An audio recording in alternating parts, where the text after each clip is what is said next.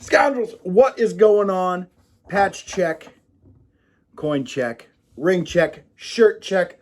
All those checks are done and out of the way. Today, we are not doing a first impression video because I already tried to review this once a few days ago. And I went into this coughing fit and just couldn't do that. And I didn't want to put out a review that might have been compromised at all. So we're going to revisit it. But I already opened it and I already poured it. And this was recommended by Frankie. So we're going to talk about it. This is Jack Daniel's Rye Tennessee Whiskey. Now, I will say, the marketing on this bottle is beautiful. Now, Frankie told me, hey, man, you got to try this. It's one of his favorites.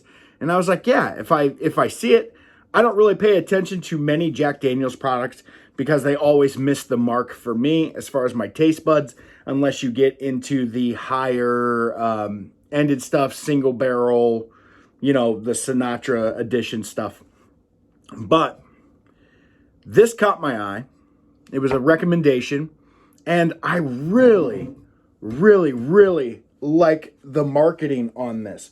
Now, when I got it, it had a green plastic, like shrink wrap on the neck of the bottle here, and it had this wonderful cream color writing on it, and it just looked damn classy. It really did, and it still looks damn classy. The paper is textured. I like the dark green with almost like a papyrus feeling label on that. It's very appealing to me. This is old westy, very classy. You know, it screams gentleman's rye whiskey, at least to me. For not a lot of money. I mean, I paid, I think, $22 for this, $22, which is very, very reasonable, especially for a Jack Daniel's product, and a lot of people like Jack Daniel's. Now, on the side here, gives you a little info. It says, rye grain, hand-selected, imparted a full and spicy character. And then it says, mellowed for smoothness, drop by drop through sugar maple charcoal. Ooh, matured for character in our own handcrafted barrels.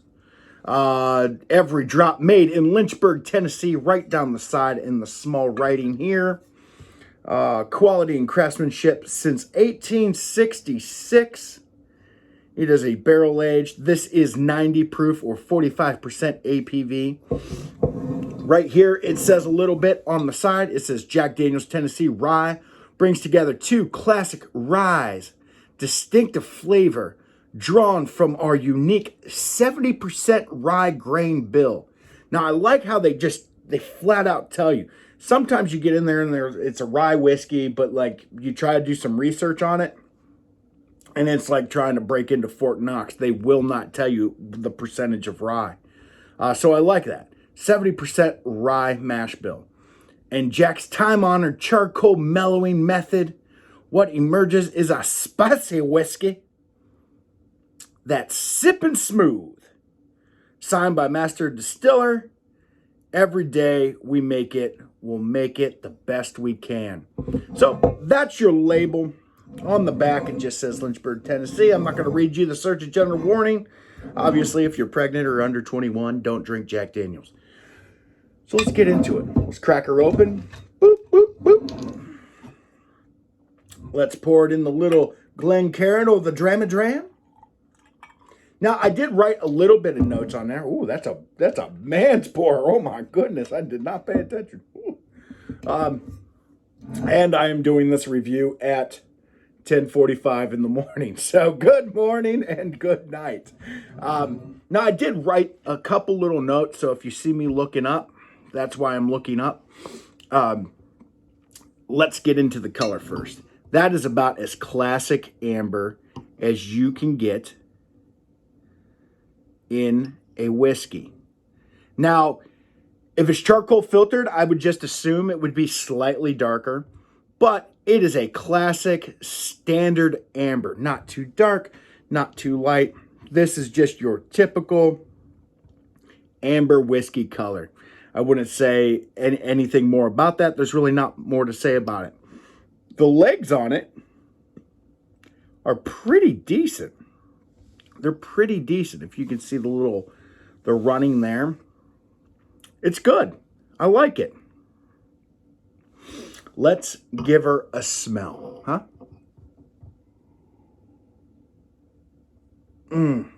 I do like the nose on this. Let's place this here.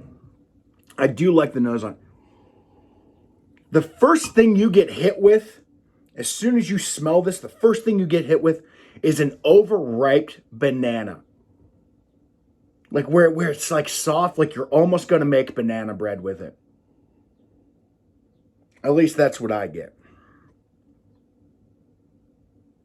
Then you get this really nice, not spicy, like hit your nose, but it's a very, very nice rye spice. There's a tiny bit of char in there, not a lot. I wouldn't say it's very charcoaly or it's there's almost no oak on the nose that I can tell. But it has this amazing sweetness on the back note. As soon as you breathe through your mouth, it has this amazing sweetness of marshmallow fluff. And if you put all those flavors together, it's like eating a banana marshmallow fluff sandwich on rye bread. That's what I get out of the nose. It's very, very pleasant. It's very pleasant. So let's give her a try. Ready? Cheers. Tink, here's to you, Frank.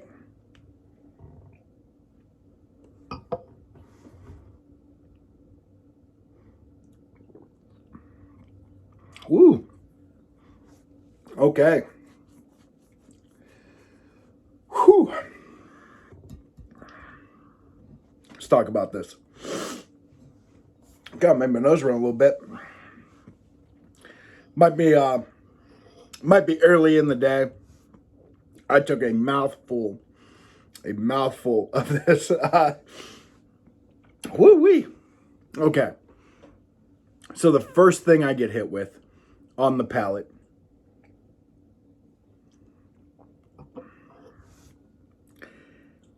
is the banana sweetness that you get from the nose from when you get on the palate. I was expecting it to be slightly sweeter. It's not bad.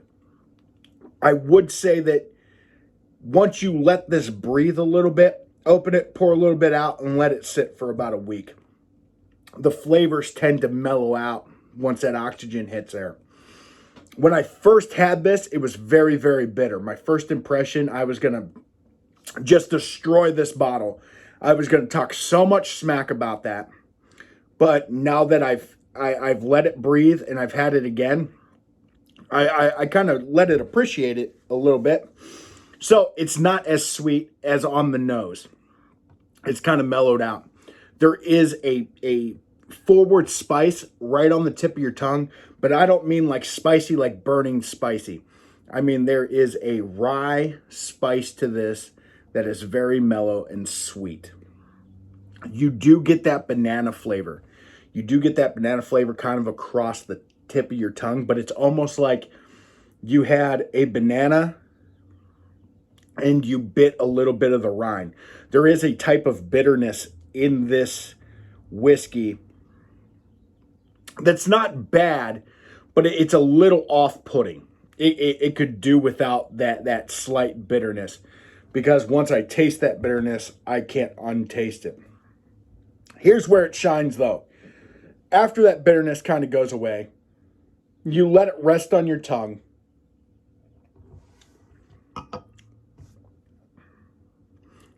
Your nasal cavities just get filled with this beautiful, beautiful, like toasted marshmallow and oak. Like if you were to take a marshmallow over a bonfire, put it on a piece of oak, and lick it off. That's what I get from this. It's not the most complex whiskey. It doesn't have to be the most complex whiskey. It just has to be good. Good, simple flavors make a good whiskey.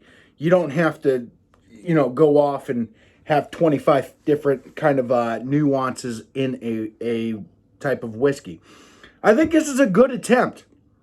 The finish, it's medium. It's a light medium finish. Oaky on the aftertaste, slight bit of spice.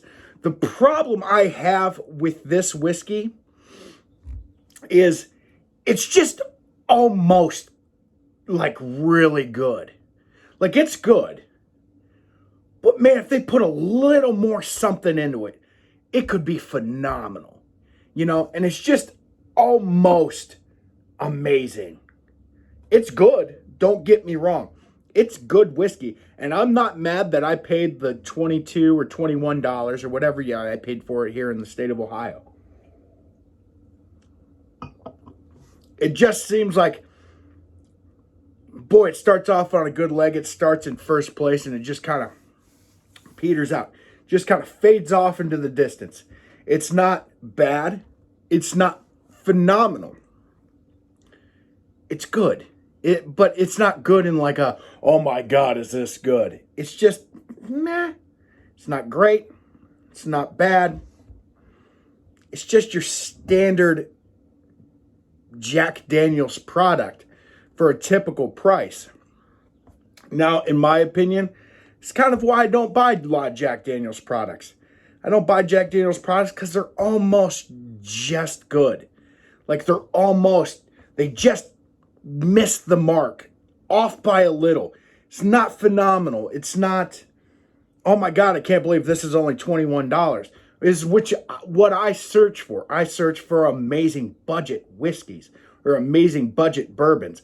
I feel like I'm getting away with something if I only pay $30 for a bottle of bourbon and it tastes like an $80 bottle of bourbon. That's where I'm at with this.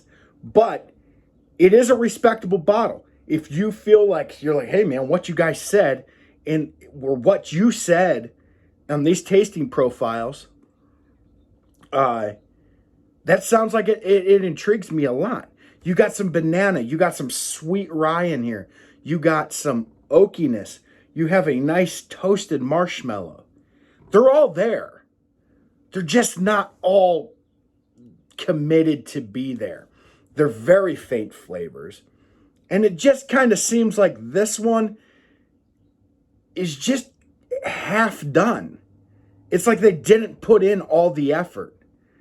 Which, if they put in about another, 25% effort, they could have a phenomenal rye whiskey that could compete with a lot of other rye whiskeys out there. I don't know if it's the aging process. I don't know if it's the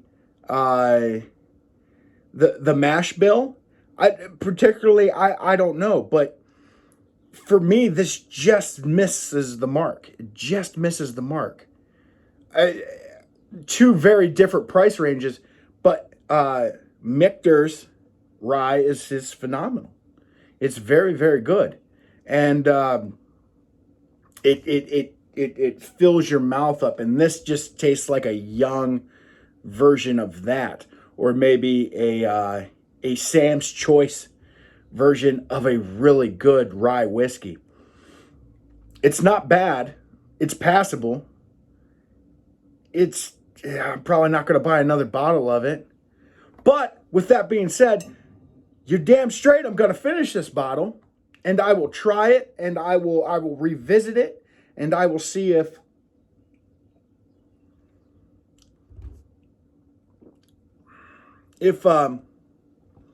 it changes over time.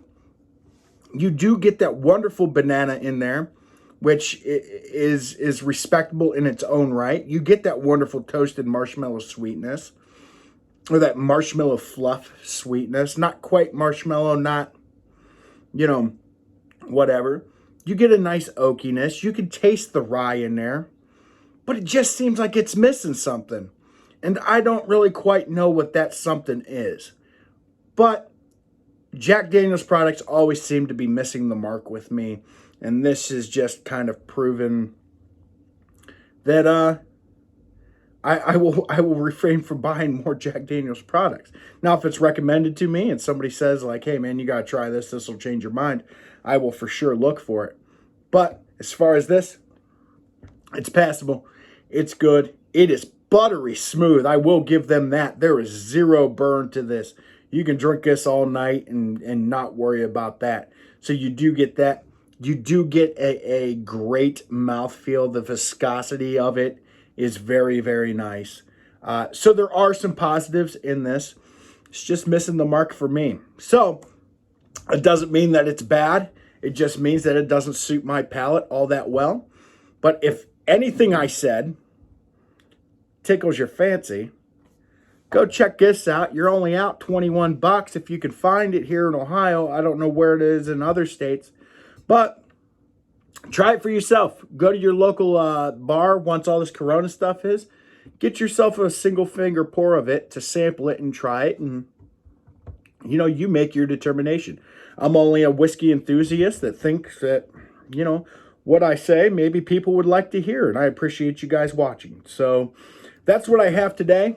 You guys have a wonderful Sunday. Don't forget to drink something great. Take care of yourselves. Remember, whiskey tastings are subjective, and what I say doesn't really hold much clout to what, you can experience. That's the beautiful thing about whiskey. It's like people. You can always find something that you enjoy about them. All right? So don't forget to drink something great. Cheers. Tink.